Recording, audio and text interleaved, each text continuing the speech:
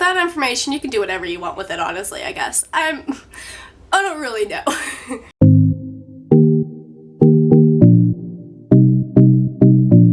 Hello guys, welcome back to my channel. For those who don't know me, my name is Casey and I'm all about sharing some plants and positivity. So today's video, I have my coffee and I have my questions and we are going to answer some pretty juicy questions. This tag was created by Jolie Nicole, or Juju Succulents, here on YouTube. She is fantastic. I'm sure you've heard of her, but if not, as always, I'm going to link her down below. And a card up here somewhere stating where like you can go and check her out. So go ahead and do that. Also a shout out to Jaclynn from Jaclynn's Jungle and Scott from Scott Grows an Avocado Tree for both tagging me in this video for me to do this video. Jaclynn unofficially tagged me on Instagram, and then Scott, he actually did a live stream of him making the video, and then he also put up the finished edited version. So the links to all of their videos and their channels will be down in the description. So thank you guys again for tagging me. I had fun filming this. I guess being said, we're just gonna jump into this video. So number one is, what are the 3 most expensive plants you own? Now, I brought 2 of them out here with me because one, I felt like I didn't have enough plants to be filming right here, and I also wanted to kind of give you an update on how my Fryedeck is doing because I realized that I've never really done an update on her. So, in order from the third least expensive to the most expensive, it would have to be the Fryedeck being number 3, and for how this plant came to me, it's exploding with a bunch of new growth. I'm pretty sure all of the leaves are new, except for this one. This one's still hanging on. And we also have 2 little babies back here. How cute are they? And then there's another one right here. I don't even know if you can see that. That is also about to unfurl. So needless to say, it really bounced back and it is huge now. And then the second least expensive is my Monstera siltepecana. I paid $22 for this one. It was in my last video, and I also, you can watch me purchasing it in my online shopping while in quarantine video. But I paid $22 for this one, and it is beautiful. This is the newest leaf, and it's starting to get its color already. And then there's also a new little spoke coming out. And number 1, I do not have sitting here with me. I'm gonna go grab it. We're also not gonna talk about how I have a nice shirt on and fuzzy cat Paris pajamas. We're not gonna talk about that. And this is the most expensive plant that I own. I paid $25 for it, so that kind of gives you the price range of what I pretty much stop at. I try to keep them under $20, but this thing has grown a lot. I don't want to mess with it too much because then I'll have to detangle it, so I'm just gonna go put it back. But this is the most expensive plant currently in my collection. Number 2 is, what is the most you would spend on a plant? Now, I feel like I need to say this. So, I am a stay-at-home mom. Currently, I have absolutely no income coming in from me. All of our money comes from Anthony, who is the one working in our house. So, hence why my most expensive plant is $25. Because I don't feel right asking him for like $50 for a single plant or something like that, because that is our only source of income. I am in the market for a Anthurium warocreum right now. Don't quote me on how to say that because that could have been very wrong. And the website that I plan on buying it from, it's $70 total, like that's including shipping. So I guess $70, it all depends on the plant. My guess is around $70 because that is probably the most expensive plant that I would go for, and obviously that's going to be like a $70 one-time thing, and I'm not going to make that a habit because we can't afford that habit. We already have a bunch of money going in towards the geckos soon, so plants are pretty much the last thing that I would buy something expensive on. But then again, it all depends on the plant. If I see a plant that I'm absolutely in love with, like the anthurium, then it's a possibility. I would never buy them like all in a row. I'd probably like monthly, not monthly, but like spread them out by the months. It wouldn't be an everyday thing, that's for sure, or a weekly thing, or a monthly thing. It'd be like maybe once a year. So, yeah. Number 3, has your plant collection ever caused issues in your relationship? If yes, please explain. Now, off of like the top of my head, I can't really think of a time that it caused issues in our relationship. We've never really gotten into like arguments or anything about it. But I think deep down, Anthony is quietly telling me to kind of calm down. But usually whenever like he gets to that point, I realize what I'm doing and I'm like, I need to stop asking to buy plants, because we spend every single minute together basically besides the time he is at work. We have been, honestly, since we first met basically. So I feel like we're really good at like reading each other, and I can feel when he's getting annoyed, and that's when I know to kind of like dial it down. And I do realize when I'm going a little bit insane with plants. So as far as like it causing issues in a relationship, I honestly don't think it ever has. Don't quote me on that, because he might say something differently. Number 4, has owning plants ever interfered with your travel plans? So the last time I traveled was actually 2 years ago, and that was before I got into houseplants. I think I had maybe 1 to 3. I had at least one, but it was a succulent, so that one lived. I did actually. I had a spider plant and a zebra hawthornia. Those were the only 2 plants that I had at the moment. And I still have that spider plant. It lived, but it looked very sad whenever we got home. And then the other one was a zebra hawthornia, which I have put that thing through hell and back, and it's still going strong. So I guess no, they've never interfered with my traveling, but that is because I do not travel very often. Number 5, have you killed a plant intentionally? Now, I told this story, I can't remember what video it was on, but I told you guys a story, some of you might remember, of the Thanksgiving cactus that got infested with some sort of bug that I'm still not 100% sure what it was.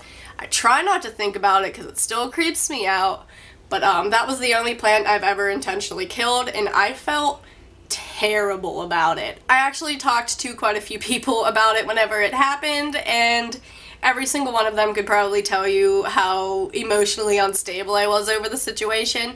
I actually, whenever I first brought it outside, I could still see it from the window, so I would shut the curtains, and then if they were ever open, I eventually had to go back out and move it to a location where I couldn't see it because I felt so bad. I tried taking propagations from it and like made sure those were pest free, and then I propagated them in soil, which if you know me, I'm not a very good soil propagator, and it died. So I intentionally killed a plant, tried saving its babies, and then killed those babies. And I feel terrible about it. Number 6, most stressful part of owning plants. I need to think about this one. Hold on. The most stressful thing that has actually happened to me recently is trying to 1, wake up bulbs, and 2, try to keep bulbs alive. For some reason, my black magic elephant ears started getting root rot, and it keeps coming. It doesn't matter. I could only water it like once a month, and it just keeps rotting away. It's turning. I have 1 leaf left. I started with 25 leaves, and I'm down to 1. So root rot especially, that's the only plant I've been experiencing it with. At least now. Before, like in the past, root rot was a huge problem for me because I'm a chronic overwaterer. But now, even though I'm so careful with how I'm watering these, and especially with waking alocasia bulbs up, maybe I just don't know necessarily how to do it, but they keep getting root rot. So That's pretty stressful to me. Number 7. If you were only allowed to have 3 plants in your collection, which ones would they be? My grandfather's croton, definitely 1000%, that would be my number 1. My alocasia frydek would be number 2, and number 3 is hard. Number 3 is my tetrasperma. The croton and my tetrasperma, my Raphiodora, probably said that wrong, tetrasperma, they're both very sentimental to me. Like I said, my croton was from my grandfather's memorial that my mom propagated and gave me. And then my tetrasperma was from a very good friend of mine here on YouTube, Jaclynn, from Jaclynn's Jungle. We did a plant swap recently, which will be up on Monday. And so if you want to see me unboxing my tetrasperma, that's where to find it. But yeah, those are my 3. That was a really hard decision. Hopefully it never has to come down to that, because I cannot imagine only owning 3 plants. Number 8. What is your opinion on the rare plant hype? Now this one's kind of like a very generic answer. I feel like I did kind of in a way fall into the plant hype, but also at the same time, the only way I will buy a plant is if because I like it and I love it and I feel like I need to stare at it every day. Now obviously there are a bunch of different plants and I don't want to own every single one of them one day, but I have been looking at the Anthurium rockrium, and that one, it just stole my heart. I feel like I need it. So if I get that feeling about a plant, I'm gonna get it. And some of them might be rare or uncommon, whatever you would call them, but I never want to buy a plant just because it's rare. Now if I'm scrolling through Instagram and I see like a philodendron gloriosum for the first time and I like it and I want to get it, then I'm going to get it. It's not because it's rare, it's not because it's a plant that everybody wants to have, it's because it's a plant that I want to have. So, yeah. I guess that's my little 2 cents on it. So yes and no. So if I want a rare plant, does that mean I fell into the hype? Or does that mean that like I like what I like and I didn't? Because I've been telling people I fell into the hype. Like on these videos I'll comment like, yeah, like I definitely fell into the hype. But the more I think about it, like I've never wanted a plant just because it's rare. So, I don't know. Okay. Number 9. Have you ever purchased a plant just because it was trending and you don't like it that much? My Thanksgiving cactus. That's the only one I can really think of right now. Even if it didn't have a bug problem, I still, like, after I bought it and after it, like, even while it was blooming, like literally the day after I bought it, I was like, why did I want one of these? I think they're boring. Sorry if that offends you, but I think they're a very boring plant. Yeah, that was the only plant that I bought and I was like, why did I buy this? But it's fine because I really didn't want it after the bug infestation.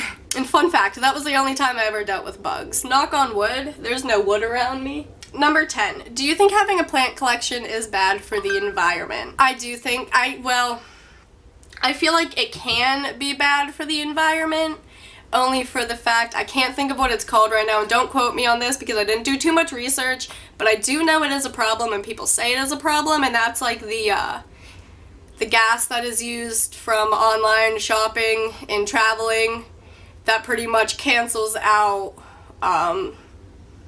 something.